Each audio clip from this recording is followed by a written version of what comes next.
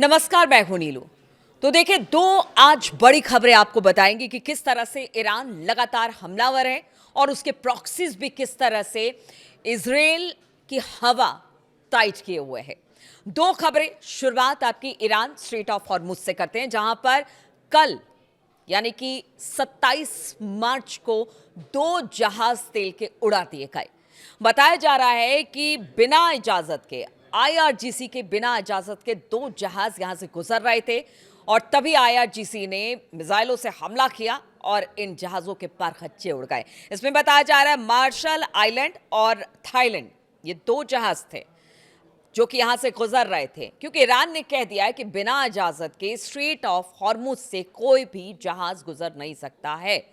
और बिना इजाजत के ये दोनों जहाज गुजर रहे थे और उसके बाद ऐसा मंजर देखने को मिला जहां पर पूरी जहाज के परखच्चे उड़ गए, काला धुएं का गुबार उड़ता हुआ दिखाई दिया और पूरी तरह से ये जहाज नष्ट कर दिए गए।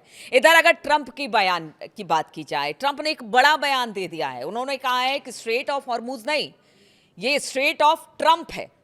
अब देखिए, स्ट्रेट ऑफ ट्रंप कह रहे हैं इस पूरे स्ट्रेट ऑफ हॉर्मुज को, और उनका कहना है कि जो भी चाहे यहां से जहाज निकाल कर लेकर जाए। लेकिन अब ट्रंप के दावों की पोल खुल रही है। वो स्ट्रेट ऑफ ट्रंप जरूर कह रहे हैं, लेकिन यहां पर किस तरह से ईरान के मिसाइलों का निशाना दूसरे देश जो कि बिना इजाजत के ईरान के इस स्ट्रेट ऑफ हॉर्मुज से अपने जहाज ले जाने की कोशिश करते हैं, तो उसका हश्र क्या होता है। और ईरान ने चेता दिया है कि अगर आगे भी इस तरह से बिना इजाजत के ईरान के अगर यहां से कोई भी जहाज गुजरता है तो उसका हश्र ये होगा। फिर ट्रंप के स्ट्रेट ऑफ ट्रंप का बयान क्या मायने रखता है।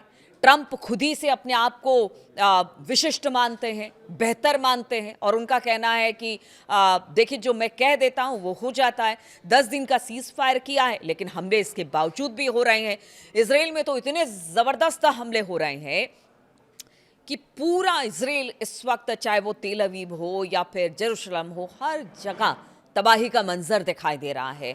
ज़बरदस्त तरीके से मिसाइल और ड्रोन से हमला किया जा रहा है। और अगर बीते दिनों की बात की जाए तो कुवैत पर भी एक बड़ा हमला ईरान की तरफ से किया जा रहा है, जबकि अमेरिका ने कहा है कि बहुत जल्द युद्ध खत्म हो जाएगा।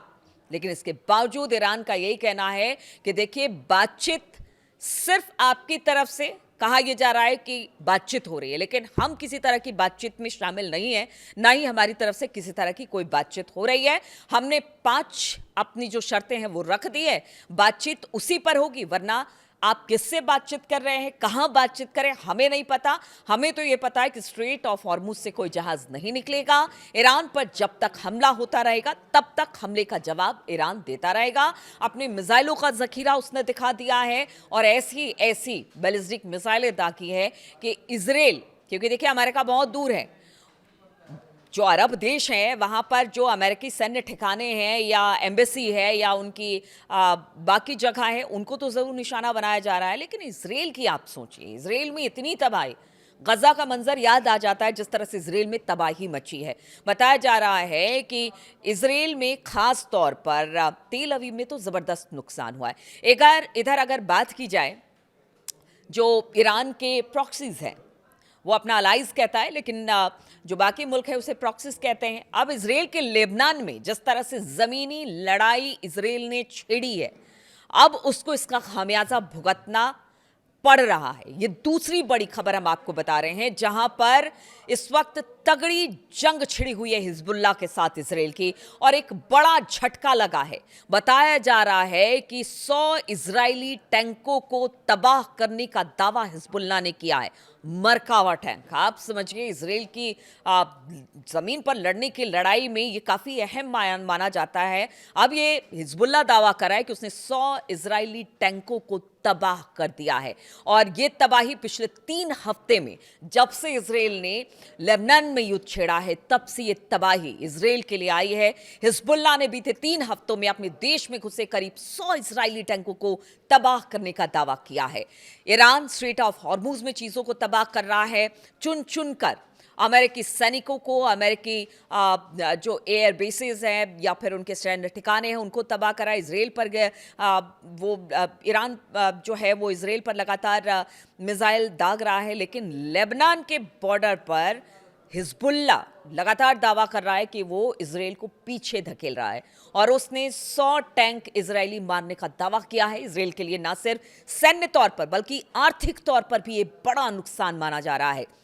इजराइल के तबाह हुए इन टैंकों में हर एक टैंक की कीमत करीब करीब $6 मिलियन है। आप अंदाज़ा लगा लीजिए कि कितना महंगा ये टैंक होता है और अगर 100 टैंक को मारा गया है तो फिर एक तरह से बड़ा नुकसान इसराइल के लिए। देखिए, तबाही जो मिसाइलों से मच रही है वो तो अलग, लेकिन अगर आप ज़मीन पर लड़ाई लड़ रहे हैं तो उससे जो नुकसान आपको हो रहा है वो किस तरह से हो रहा है। इजराइल की ओर से टैंकों के नुकसान पर चीजें साफ नहीं अब तक की गई है। इजराइल ने इस महीने की शुरुआत में लेबनान हमले शुरू किए थे और तब से लेकर अब तक जो लड़ाई है भीषण होती चली जा रही है। हिजबुल्लाह के लड़ाकों ने बुधवार को कहा कि बीते बुधवार को उन्होंने कहा कि 24 घंटे के भीतर दक्षिणी लेबनान और उत्तरी कब्जे वाले फिलिस्तीन में कम से कम 21 इजरायली सैन्य मरकावा टैंक नष्ट कर दिया गया। फिर गुरुवार सुबह गुट ने कहा कि 20 और मरकावा टैंकों को सीधे हमले में उन्होंने मार गिराया। इससे 2 मार्च से नष्ट किए गए मरकावा टैंकों की कुल संख्या बढ़कर 73 हो गई। अलग अलग इलाकों में भी हमले हो रहे हैं। गुरुवार शाम को हिजबुल्लाह के लड़ाकों ने दर्जनों और मरकावा टैंकों को सफलतापूर्वक निशाना बनाकर नष्ट कर दिया। इससे तबाह हुए टैंकों की कुल संख्या अब 100 के पार पहुंच गई है। इसलिए हिजबुल्लाह दावा कर रहा है कि उसने 100 मरकावा टैंकों को ध्वस्त कर दिया है।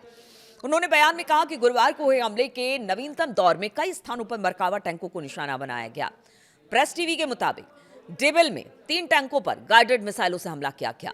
अलकंतारा में तकनीकी स्कूल, वोकेशनल स्कूल, जलाशय और पानी की टंकी के पास मरकावा टैंकों पर हमले किए गए। 3 अन्य टैंकों पर हमलावर ड्रोन का इस्तेमाल करके हिजबुल्लाह के लड़ाकों ने हमला किया। हिजबुल्लाह ने तैबह में 1 दर्जन मरकावा टैंकों पर गाइडेड मिसाइलों से हमला किया। डेर सीरियन में 4 टैंकों पर हमला किया गया। एक अन्य टैंक पर भी तैबह में तबाह कर दिया गया। अलकंतारा सड़क पर यह हमला किया गया। हिजबुल्लाह ने लेबनानी जमीन पर एंट्री करने वाले टैंकों को लगातार निशाना बनाया है।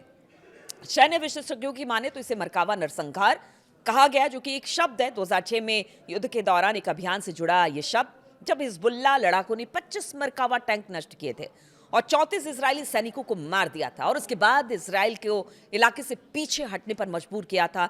इस बार तो टैंकों की संख्या आप सोच रहे हैं 100 है। 100 टैंकों को मार दिया गया हिजबुल्लाह की तरफ से।